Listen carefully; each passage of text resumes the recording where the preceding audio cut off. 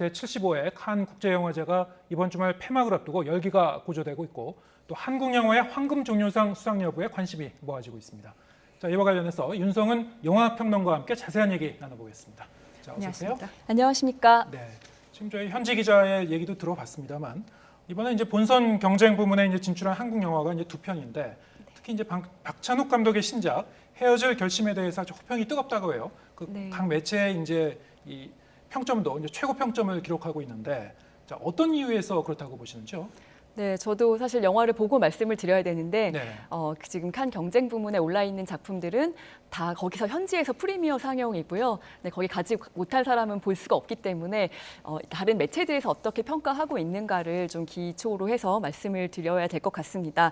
네, 아무래도 박찬욱 감독의 헤어질 결심은 사실 이제 칸 경쟁 부문에 오르는 작품들은 굉장히 정치적이고 사회적인 이슈를 다루는 작품들이 많이 가거든요. 네. 그런데 비해서 아무래도 이때까지의 어떤 작품 경향을 봤을 때 상당히 이제 영상 언어적인 측면에서 많은 호평을 얻고 있는 것으로 보입니다. 유려한 영상미, 미장센이라든가 이런 것들이 기존의 작품에서 보여줬던 것 이상으로 또 뛰어났기 때문에 좋은 평가를 받고 있는 것으로 보입니다. 장르는 어떤 장르죠? 장르는 지금 이제 멜로 영화인데 네. 스릴러와 범죄를 좀 버무린 멜로 스릴러군요. 네, 스릴러 멜로 네, 그런 이제 두 가지 장르가 좀 결합되어 있다고 보는데요. 사실상 이제 멜로가 더 강하다라는 그런 이야기가 돌고 있습니다. 네, 박찬욱 감독은 벌써 칸 영화제 4번째 경쟁 부문에 초청을 받았는데요. 칸이 사랑한 남자 이렇게도 불리더라고요. 어떤 이유가 있다고 보십니까? 네, CF에서도 아마 칸느박이라고 해가지고 네, 또 화제가 됐었는데요. 박쥐라든가 또 아가씨라든가 이런 작품들도 출품이 됐었고 그 전에 또 심사위원 대상을 받았던 작품이 또 우리가 너무나 좋아하고 많은 분들이 알고 계시는 올드보이라는 작품이었습니다. 방금 말씀드린 대로 박찬욱 감독의 어떤 영화적인 스타일이라는 것은 사실상 이제 블랙 코미디로 점철된 어떤 그 심각한 주제이면서도 그것을 또 가벼운 어떤 유머로 풀어내는 그런 장점들을 가졌다고 보실 수가 있겠고요. 그러면서도 상당히 올드보이 같은 영화를 보면은 만화적인 상상력에 더불어서 폭력성을 참 그만의 방식으로 또 비장하게 보여주는 그런 스타일을 가지고 있어서 이런 부분들에서 상당히 이제 뛰어난 감독으로 평가를 받아왔죠. 그리고 이제 아가씨 같은 영화는 사실은 이제 LGBTQ의 영화들은 보통은 독립 영화로 상당히 저예산으로 만들어진다고 생각을 하지만 이 작품 같은 경우에는 거의 100억의 블록버스터로 이렇게 만들어냈는데 그 영상미가 너무나 뛰어났고 아름답게 두 여성의 사랑을 그려낸 그런 점들에서 많은 호평을 받았었습니다. 네. 자, 그런가 하면 또 이 경쟁 부문에 진출한 또 다른 한국 영화 브로커죠. 한국 영화사가 이제 기획하고 제작하고 투자했는데 감독은 이제 일본 분이죠. 고레다 히로카스 감독. 몇 년 전에 이제 황금 종려상을 받았던 세계적인 거장이기도 한데 자, 이 배우들이 송강호 씨, 강동원 씨, 아이유 이 배우로는 이제 이지은 씨라고 합니다만 이렇게 유명한 배우들하고 일본의 이제 거장 감독하고 같이 작업을 했다는 것만으로도 또 큰 관심을 끌었죠. 그렇습니다. 사실 이제 고레다 히로카즈 감독은 세계적인 거장 감독인데 또 프랑스 자본으로 만든 또 영화가 있었는데요. 이번에는 이제 한국 자본 그리고 배급사 또 배우들과 함께 작업한 작품을 내놓게 되어서 기획만으로도 상당히 이제 화제가 됐었습니다.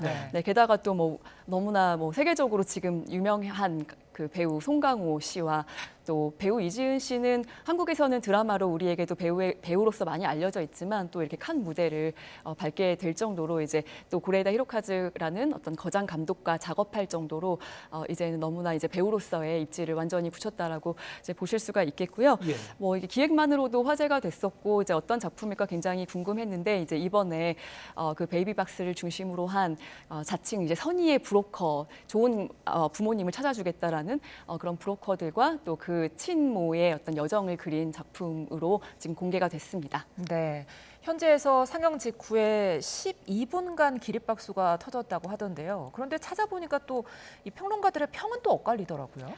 네, 사실 저도 이제 올해는 가지 못했지만 칸 영화제 여러 번 간 적이 있었는데요. 사실 이제 기립박수 몇 분 이런 어떤 기사들이 그렇게 중요한 것은 아닙니다. 그러니까 네. 그 거장에 대한 어떤 존경심을 표현하기 위해서 뭐 길게 치는 경우도 있고 작품이 정말 좋아서 길게 치는 경우도 있고 제가 기생충 상영 직후에 정말 뜨거운 그 열기를 직접 제가 촬영한 적이 있었는데 8분 정도의 기립박수였거든요. 네. 그런데도 만장일치로 황금 종려상을 받았기 때문에 뭐 사실 12분간이라 그러면 그거보다 훨씬 더 긴 시간이기 때문에 당연히 뭐 이제 황금 종려상감이 아닌가 이렇게 생각하실 수도 있지만 사실 뭐 그 박수의 길이가 그 작품에 대한 모든 것을 반영하는 것은 아니라는 점을 좀 말씀을 드리고 싶고요.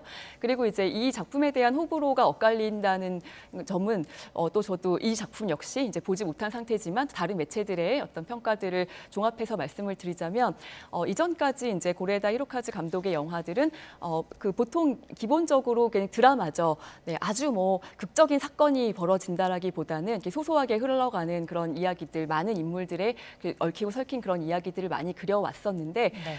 이번 작품은 조금 이제 그럼에도 불구하고 뭐 윤리적인 문제라든가 딜레마에 대해서 질문을 던지고 상당히 이제 날카로운 어떤 비판 의식을 갖고 있었던 것도 사실입니다. 근데 이번 영화 같은 경우에는 좀 그런 부분에 있어서 좀 약하지 않는가라는 네. 점이 이제 비판의 어떤 그 요점인 것 같고요. 나머지 이제 정말 12분간의 기립박수와 또 이제 좋은 평가를 내리는 그런 매체들 보면은 다 이제 그 따뜻함, 어떤 휴머니즘에 굉장히 감동을 받은 그런 평가들이 많이 나오고 있습니다. 네.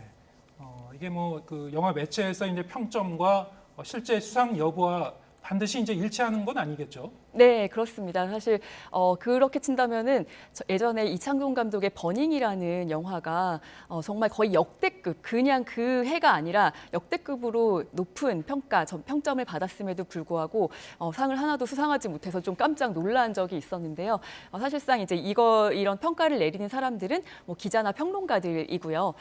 사실상 그 심사장에 들어가는 심사위원들은 올해 같은 경우에는 또 이제 배우들이 상당히 좀 많이 포진되어 있고요. 배우 예. 겸 감독 이런 사람들이기 때문에 사실 이제 심사위원회의 어떤 평가가 가장 중요하기 때문에 이제 엇갈릴 수 있습니다. 네. 네. 그럼에도 불구하고 이제 이 한국 그 영화 작품 이 두 작품이 이제 뜨거운 관심을 모으기 때문에 끝까지 잘 지켜봐야 될 것 같고요.